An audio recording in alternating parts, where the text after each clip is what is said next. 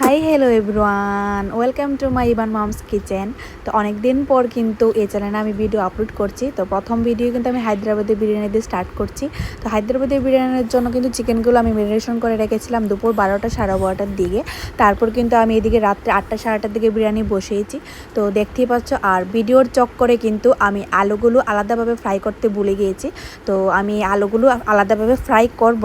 তো তার পাশাপাশি বিরিয়ানির মধ্যে কিন্তু তোমরা জিরে, ধনে গুঁড়ো, বিরিয়ানির মশলা, তারপর আদা বাটা, লঙ্কা বাটা, রসুন বাটা, এগুলো দিয়ে টক দই এগুলো দিয়ে ম্যারিনেশন করে রেখে দেবে। আর হায়দ্রাবাদি বিরিয়ানির মধ্যে কিন্তু সবচেয়ে মেন ইনগ্রিডিয়েন্টস হলো ধনে পাতা আর পুদিনা পাতা। ওইটা আমার ঘরে ছিল না, তাই আমি স্কিপ করেছি। তোমাদের ঘরে থাকলে কিন্তু দিতেই হবে। তারপর এদিকে দেখো আমি পেঁয়াজ বেরাস্তা দিয়ে দিয়েছি। তো চিকেনগুলো একটু হালকা ভাজা হলে তার উপর আমি চালগুলো দিয়ে দিব। তো চালগুলো কিন্তু বিরিয়ানির চালগুলো সেদ্ধ করা সবাই জানে, হালকা যেন নরম হয়, বেশি যেন মানে নরম না হয়, হালকা হালকা যেন একটু শক্ত থাকে। তো এদিকে দেখো আমি খুব গরিব মানুষ, তার জন্য কিন্তু আমার ঘরে কেশর নেই। তার জন্য আমি দুধের মধ্যে হলুদ গুঁড়ো দিয়ে নিয়েছি।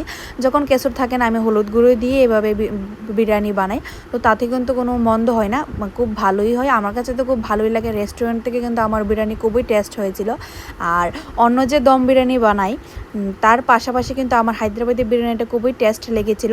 তো আমি কিন্তু ভিডিওর চক্করে কিন্তু ডিম সিদ্ধ দিতে ভুলে গিয়েছি। তো হায়দ্রাবাদি বিরিয়ানির মধ্যে ডিম সিদ্ধ দেই না, কিন্তু আমার কাছে ভালো লাগে তাই আমি দিয়েছি।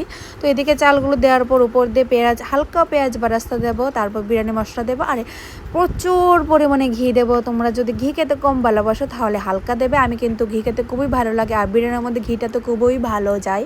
তো তারপর উপর দিয়ে এদিকে হলুদ গুঁড়ো দুধটা দিয়ে নেব।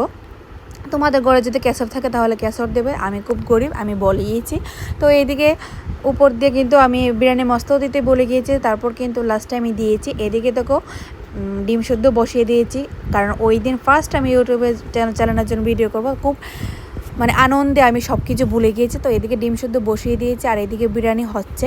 তো বিরিয়ানিটা এত টেস্ট হয়েছিল, মানে তোমাদের কি বলবো, মানে খুবই ঝালের বলো, সব দিক দিয়ে খুবই, মানে নিজের রান্না আমি নিজেই এত মানে টেস্ট বলছি।